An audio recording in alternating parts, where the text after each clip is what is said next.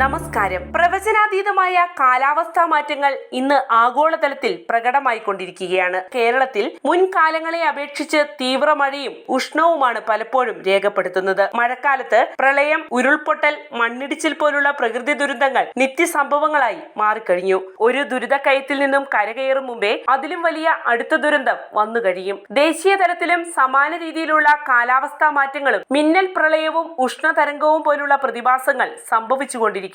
ഇത്തരം സംഭവങ്ങളിൽ രാജ്യത്ത് അനേകം ആളുകളുടെ ജീവനും നഷ്ടമാവുന്നുണ്ട്. നിരവധി പേരുടെ കിടപ്പാടവും മറ്റു വസ്തുവകകളും നശിപ്പിക്കപ്പെടുകയും ചെയ്യുന്നു. മഴയോടനുബന്ധിച്ച് വരുന്ന ശക്തമായ ഇടിമിന്നലിൽ ജീവൻ പൊലിയുന്നവരുടെ എണ്ണവും വർദ്ധിച്ചു വരികയാണ്. മനുഷ്യന് നിയന്ത്രിക്കാൻ സാധിക്കാത്ത പ്രകൃതി ശക്തിയുടെ ഭാഗമാണ് ഇത്തരം ദുരന്തങ്ങൾ. എന്നാൽ ഈ പൊതുധാരണയ്ക്കപ്പുറം പേമാരി, ഇടിമിന്നൽ, കഠിനമായ ആലിപ്പഴ വർഷം എന്നിവ നിയന്ത്രിക്കാൻ ശാസ്ത്രലോകത്തിന് കഴിയുമോ എന്ന പഠനത്തിന് ആരംഭം കുറിച്ചിരിക്കുകയാണ് ഇന്ത്യൻ ശാസ്ത്ര സംഘം. ഇതിനായി മിഷൻ മൗസം എന്ന പദ്ധതി തയ്യാറാക്കിയിരിക്കുകയാണ് കേന്ദ്ര ഭൗമശാസ്ത്ര മന്ത്രാലയം. ഭൗമശാസ്ത്ര രംഗത്തെ സുപ്രധാന ചുവടുവയ്പായ ഈ പദ്ധതിക്ക് കീഴിലുള്ള ഗവേഷണങ്ങൾക്കായി 2000 കോടി രൂപയും കേന്ദ്രം അനുവദിച്ചിട്ടുണ്ട്. ഇന്ത്യ ഉൾപ്പെടുന്ന ഉഷ്ണമേഖലാ പ്രദേശങ്ങളിലെ കാലാവസ്ഥാ പ്രവചനം വെല്ലുവിളിയായി തീർന്നിരിക്കുന്ന സാഹചര്യത്തിൽ അതിന് പരിഹാരമെന്നോണം നിരീക്ഷണ സംവിധാനങ്ങൾ വിപുലീകരിച്ചും നിർമ്മിത ബുദ്ധി, മെഷീൻ ലേണിംഗ് പോലുള്ള അത്യാധുനിക സംവിധാനങ്ങൾ പ്രയോജനപ്പെടുത്തിയും കാലാവസ്ഥാ പ്രവചനം കൂടുതൽ കൃത്യവും വ്യക്തവുമാക്കി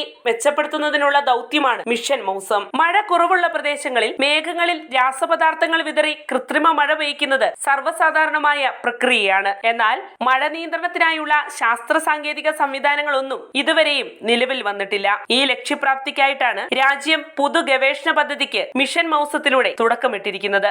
രാജ്യത്തെ കാലാവസ്ഥാ പ്രവചനം കൂടുതൽ കൃത്യവും വ്യക്തവുമാക്കി മെച്ചപ്പെടുത്തുക എന്നതിനൊപ്പം കാലാവസ്ഥാ വ്യതിയാനത്തിന്റെ അനന്തരഫലങ്ങളായ അതിതീവ്ര പ്രകൃതി പ്രതിഭാസങ്ങളെ നിയന്ത്രിക്കുക, അതുപോലെ തന്നെ ഈ ഗവേഷണത്തിന്റെ ഗുണഫലങ്ങൾ സാധാരണക്കാരിൽ എത്തിക്കുക എന്നിവയാണ് മിഷൻ മൗസം പദ്ധതിയുടെ ലക്ഷ്യങ്ങൾ. വെള്ളപ്പൊക്കം, ഉരുൾപൊട്ടൽ പോലുള്ള പ്രകൃതി ദുരന്തങ്ങൾ ഒഴിവാക്കാനായി മഴ കുറയ്ക്കുന്നതിനൊപ്പം കൊടും വരൾച്ചയിലൂടെ കടന്നുപോകുന്ന പ്രദേശങ്ങളിൽ അത്തരം സാഹചര്യങ്ങളെ അതിജീവിക്കാൻ മഴയുടെ തോത് കൂട്ടാനും ക്ലൗഡ് സീഡിംഗിലൂടെ സാധ്യമാകുമോ എന്നതിനെ പറ്റിയുള്ള ഗവേഷണങ്ങൾ ഈ പദ്ധതിയുടെ ഭാഗമായി നടക്കും. 5 വർഷത്തോളം എടുക്കുന്ന ഈ ദൗത്യം 2 ഘട്ടങ്ങളായാണ് നടപ്പാക്കുക എന്ന് കേന്ദ്ര ഭൗമശാസ്ത്ര മന്ത്രാലയം സെക്രട്ടറി എം രവിചന്ദ്രൻ പറയുകയുണ്ടായി. മേഘങ്ങൾ കൃത്രിമമായി വികസിപ്പിക്കുന്നതിനുള്ള പരീക്ഷണശാല അഥവാ ക്ലൗഡ് ചേംബർ സ്ഥാപിക്കൽ, റഡാറുകളുടെ എണ്ണം 150% വർദ്ധിപ്പിക്കൽ, ആധുനിക ഉപഗ്രഹങ്ങളുടെയും സൂപ്പർ കമ്പ്യൂട്ടറുകളുടെയും സഹായത്തോടെയുള്ള നിരീക്ഷണങ്ങൾ, പഞ്ചായത്ത് തലം വരെ കാലാവസ്ഥാ പ്രവചനം കൃത്യമായി നടത്താനാകുന്ന നിരീക്ഷണ വിശകലന സംവിധാനങ്ങൾ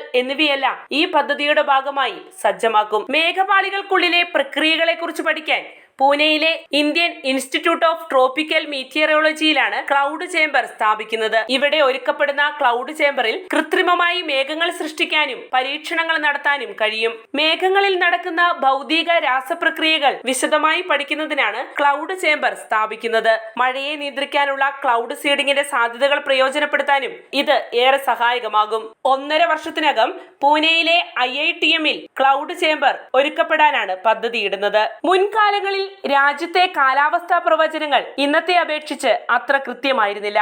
മഴ പെയ്യാനും പെയ്യാതിരിക്കാനും സാധ്യതയുണ്ടെന്ന രീതിയിലായിരുന്നു അക്കാലത്തെ കാലാവസ്ഥാ പ്രവചനങ്ങളെ കളിയാക്കിയിരുന്നത്. എന്നാൽ ഇന്ന് പ്രതീക്ഷിക്കുന്ന കാലാവസ്ഥാ പ്രതിഭാസങ്ങളുടെ തീവ്രതയ്ക്കനുസരിച്ച് വിവിധ പ്രദേശങ്ങളെ റെഡ്, ഓറഞ്ച്, യെല്ലോ എന്നിങ്ങനെ തിരിച്ച് മുന്നറിയിപ്പുകളും ജാഗ്രതാ നിർദ്ദേശങ്ങളും നൽകി വരുന്നുണ്ട്. ഇന്നത്തെ ഇത്തരം സംവിധാനങ്ങളെക്കാൾ കൂടുതൽ ശാസ്ത്രീയ ഗവേഷണ പിൻബലത്തോടെയുള്ള കാലാവസ്ഥാ മുന്നൊരുക്കങ്ങൾ എങ്ങനെ സാധ്യമാക്കാം എന്നതിലേക്കുള്ള ചുവടുവയ്പാണ് മിഷൻ മൗസം പദ്ധതി. ഈ പദ്ധതിയുടെ ഗവേഷണ ഫലങ്ങൾ അതിശക്തമായ പ്രകൃതി പ്രതിഭാസങ്ങളെ തടയിടാൻ വഴിയൊരുക്കുമെന്ന് പ്രതീക്ഷിക്കാം. വാർത്തയുടെ നിറം തേടി തനിനിറം.